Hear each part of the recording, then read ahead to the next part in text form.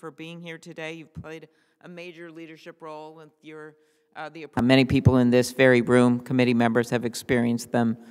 Over 9,000 threats in 2021 alone. That's an astounding number against 500 some people.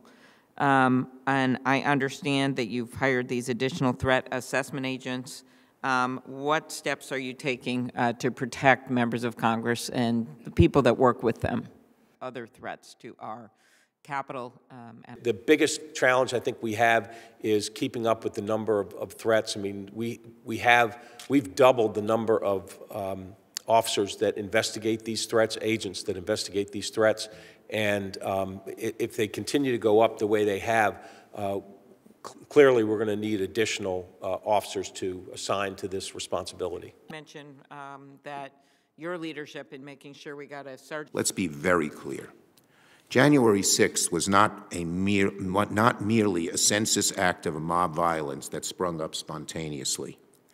It was an attempt to reverse, through violent means, the outcome of a free and fair election, and make no mistake, the root cause of January 6th is still with us today. It is the big lie, pushed by Donald Trump, that is undermining faith in our political system and making our democracy, our country, less safe. The biggest threat to our Capitol police, and our democracy is the insidious motives stemming from the big lie, propagated by the former president and many of his Republican allies across the country. The truth, the whole truth, and nothing but the truth, so help you God.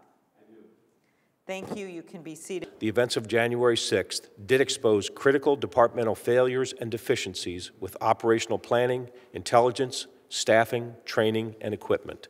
I'm pleased to report that we have addressed a significant portion of the many recommendations issued to the department. In fact, of the more than 100 recommendations issued by the Inspector General, we have implemented and are addressing over 90 of them. Yes, we do. I mean, I think the important long-term strategy is that we intend to hire over 280 police officers in this fiscal year. In a normal year, we would hire less than half of that. But because we want to get ahead of attrition that has increased over the last year, we're going to hire 280 officers this year. Our intent is to hire 280 police officers for the next 3 years. That will get us ahead of attrition, and my hope is that will get us to where we need to be in terms of staffing.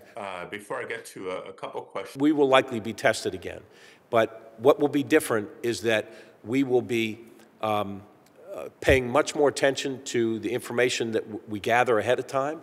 We will be putting together a better plan.